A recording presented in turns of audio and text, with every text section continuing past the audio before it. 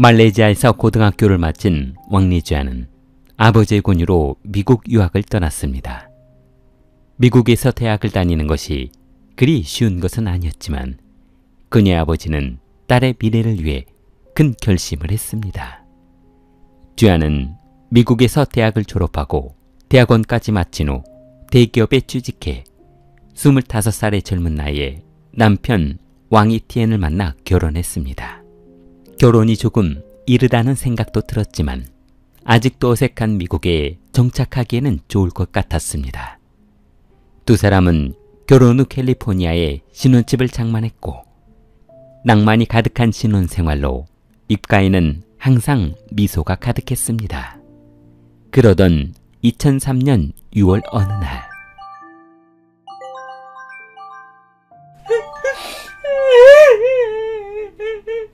엄마, 왜 그래?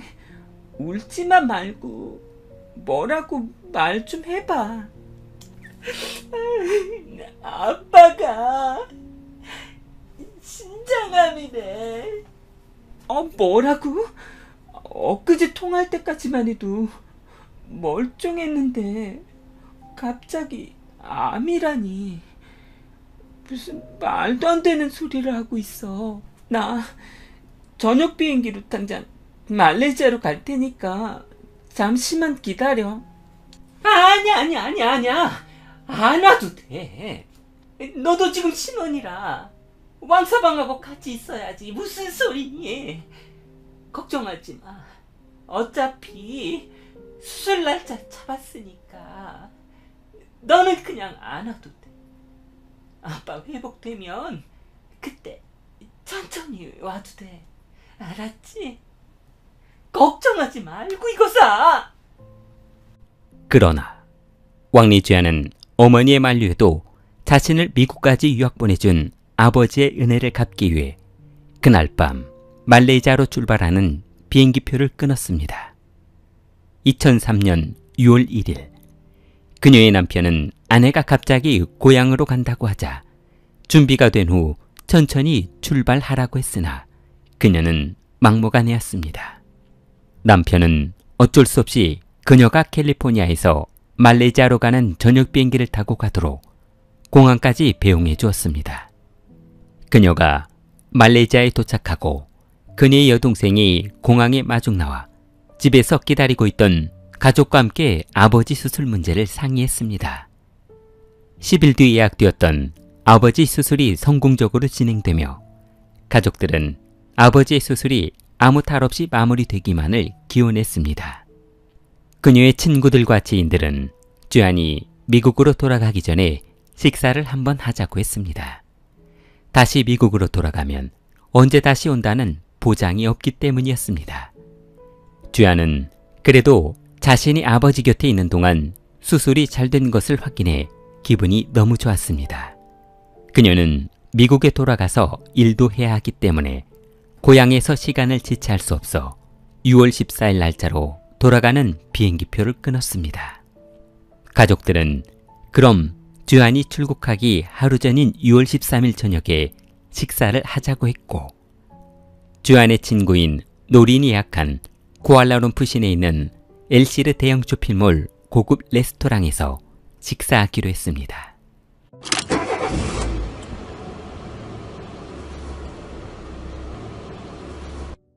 그날 저녁 왕리주안은 어머니와 여동생을 뒷좌석에 태우고 쇼핑몰 지하주차장으로 들어갔습니다.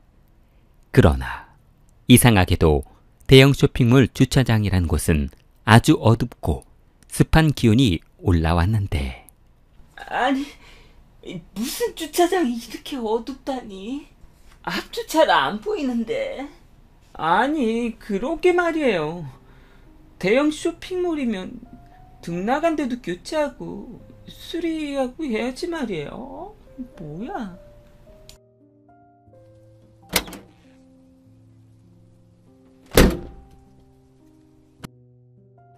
주안의 여동생은 다리가 불편한 어머니를 부축하며 엘리베이터가 있는 쪽으로 걸어갔습니다. 왕리주안과 가족은 차를 주차한 후 엘리베이터 문 앞에서 엘리베이터가 도착하기만을 기다렸습니다. 그때 아, 맞다. 차 속에 주차권 가져와야 되는데 차 속에 그냥 놔두고 와버렸네.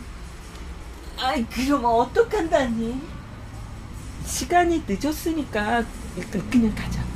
일단 밥 먹고 내려와서 주차권 가져와도 될 것 같은데.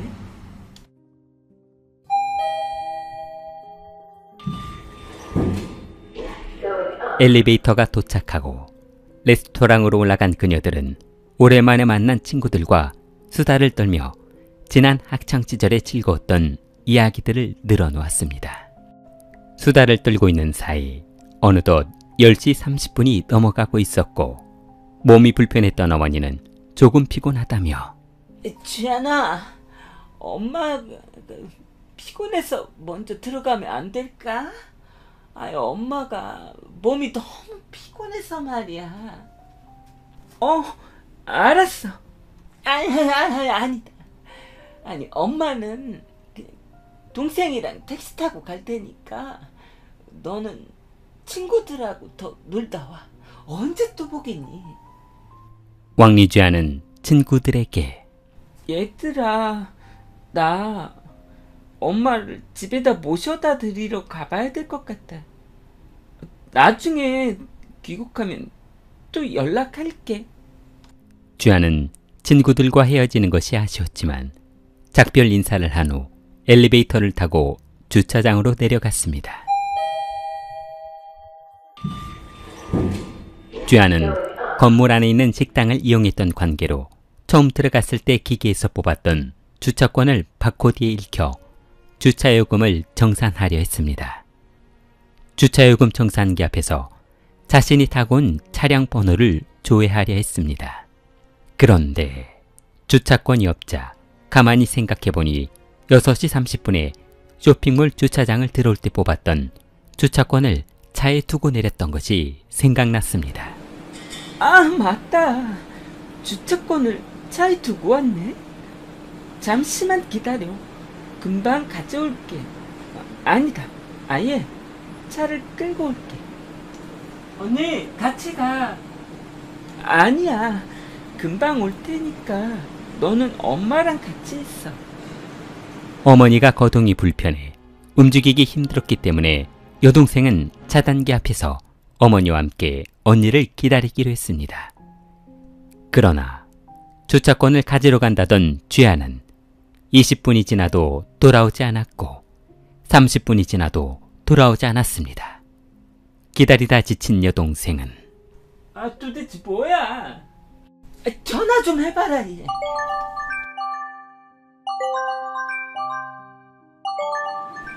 전화 안 받는데?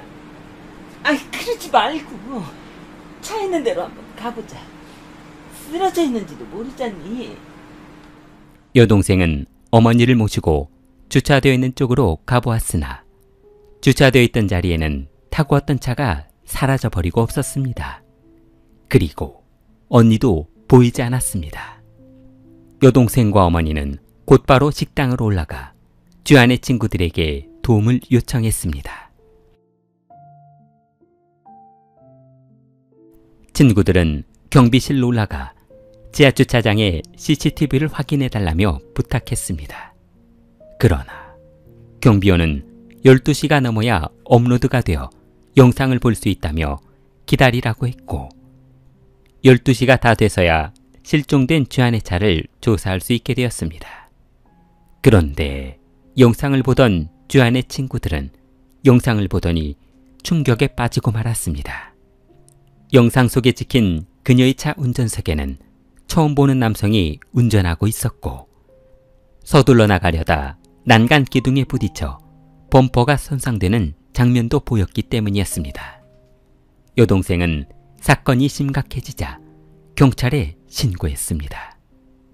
그러나 현장에 도착한 경찰은 영상 속의 운전자의 모습도 선명하지 않고 납치가 되었다는 증거도 부족한 마당에 서두를 필요는 없을 것 같다고 했습니다. 시간을 두고 차량이 어디에 있는지 찾아보겠다며 수사에 별 신경을 쓰지 않았습니다. 실제로 말레이시아에서는 외국인을 상대로 한 납치 사건이 빈번하고 있어 각별한 주의를 요하고 있었습니다. 납치범들은 일단 대상을 정하면 끝까지 기다렸다가 납치한 후 2, 3일 이내에 가족에게 몸값을 요구하기 때문에 만약 그 사이에 연락이 오지 않으면 사망한 것으로 알라고 했습니다. 6월 13일 저녁 11시 15분 오토바이를 타고 도로를 순찰 중이던 경찰이 도로변에 시동이 꺼진 채 주차되어 있는 파란색 차를 발견했습니다. 경찰은 미동도 하지 않고 계속 시동만 켜놓은 차가 이상하게 생각돼 그쪽으로 가보았습니다. 경찰은 운전석 유리를 두드려 봤는데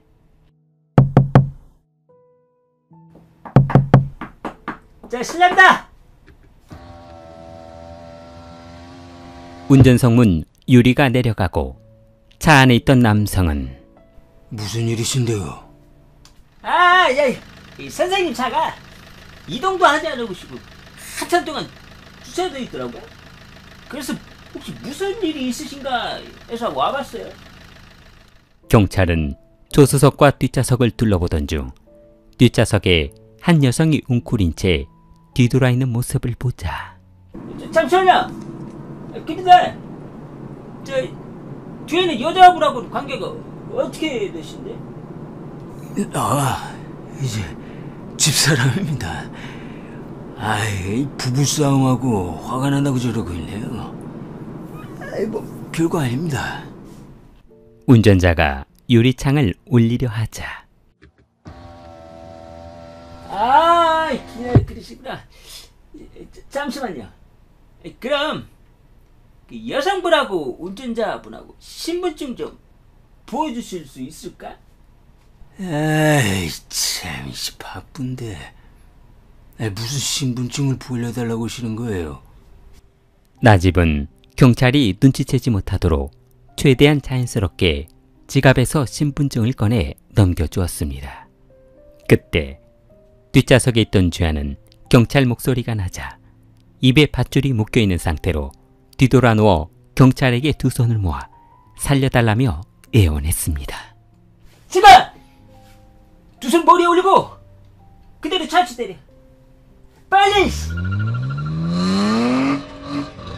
경찰이 운전자를 검거하려 하자 나집은 급발진을 하며 차를 출발시켜버렸습니다.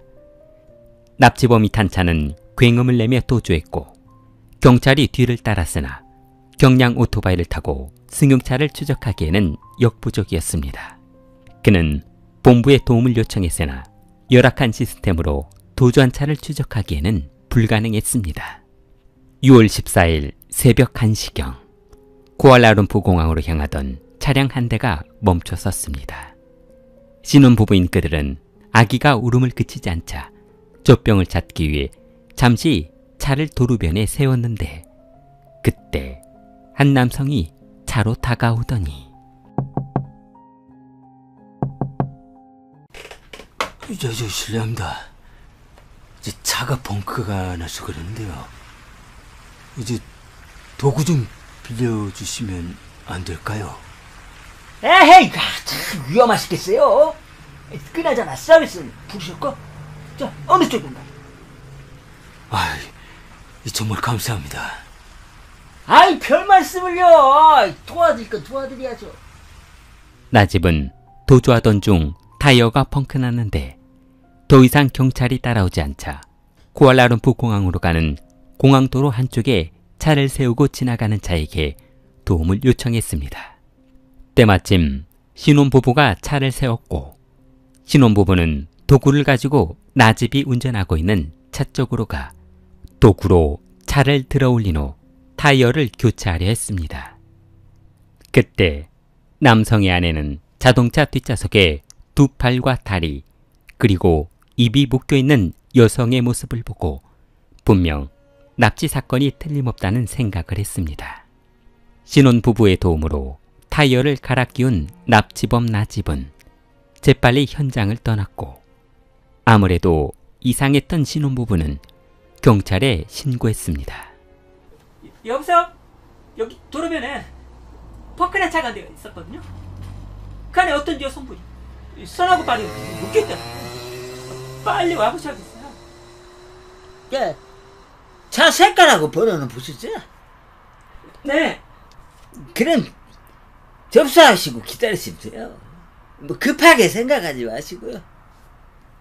그러나 신고를 접수받은 경찰은 대수롭지 않은 일로 생각하고 출동조차 하지 않았습니다.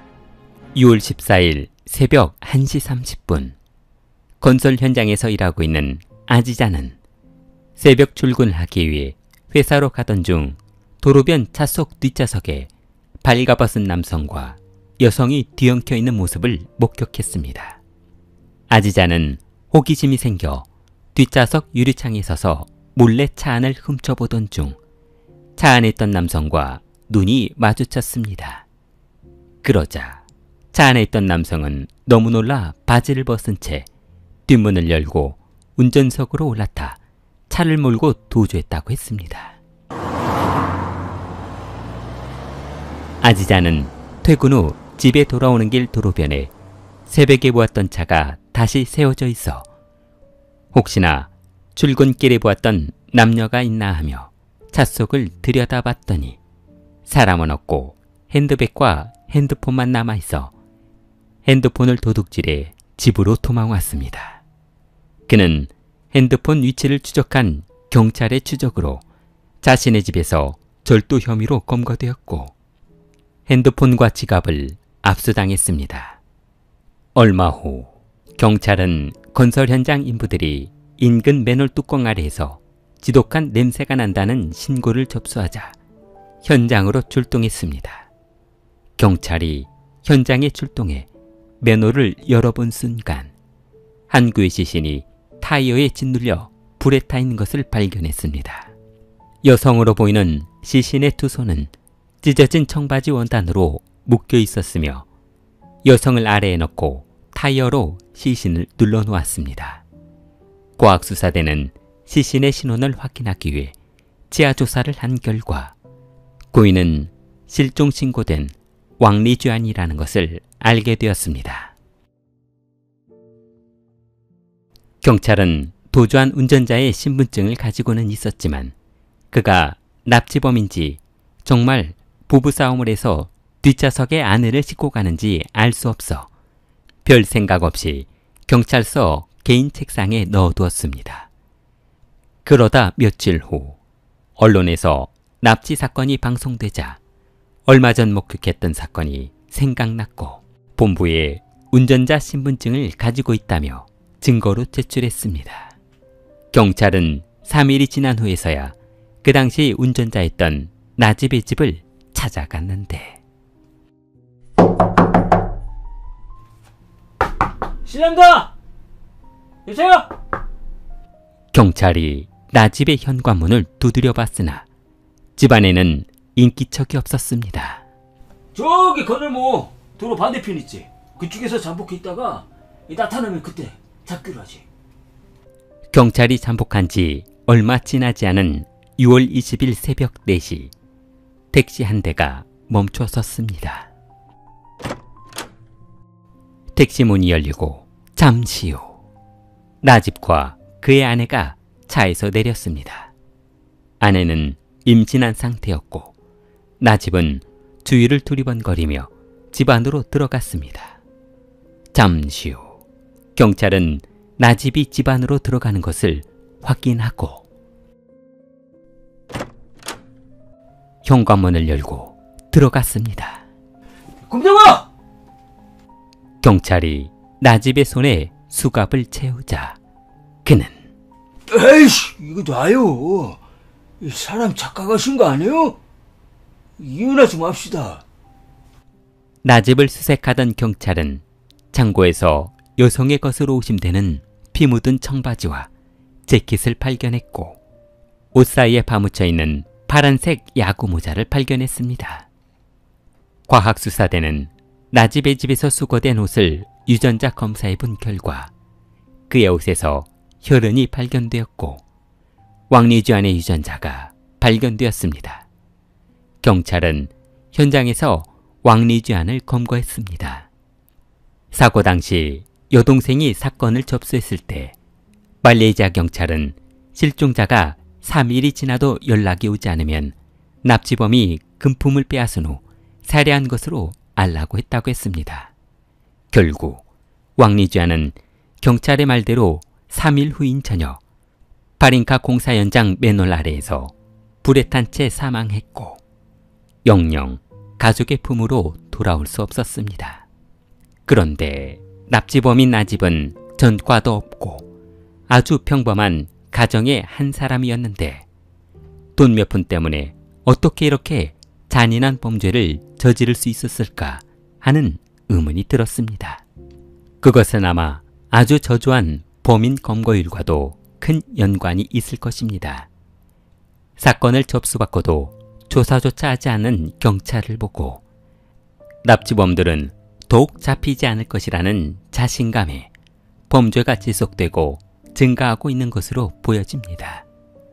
나집은 평범한 가정의 가장이었고 그의 아내는 간호사며 2 자녀를 둔 아버지였습니다. 그는 처음부터 계획적으로 여성을 납치할 목적을 가지고 주차장에 숨어 있었습니다. 칼을 가지고 쇼핑몰 지하주차장에 숨어 있다가 혼자 차를 타고 온 여성을 범행 대상으로 삼아 기다리고 있었다고 합니다. 2005년 2월 23일 샤알람 법원은 살인 혐의로 나집에게 징역 20년형과 태형 10형을 선고했습니다. 그러나 그는 곧바로 항소했고 2007년 3월 5일 법원은 그의 항소를 기각했습니다. 2009년 3월 27일 연방법원은 나집의 죄질이 심하고 반성의 기미가 보이지 않으며 증거가 확실하다며 원심 징역 20년을 파기하고 사형을 선고했습니다. 2016년 9월 23일 법원은 나집을 납치, 강간, 살인 등의 혐의로 사형을 선고했고 가장교도소에서 사형이 집행되었습니다. 나집은 사형당한 후 무슬림 묘지에 묻혔습니다. 길리를 사랑하는 마음을 좋아요와 구독으로 표현해보세요. 길리였습니다.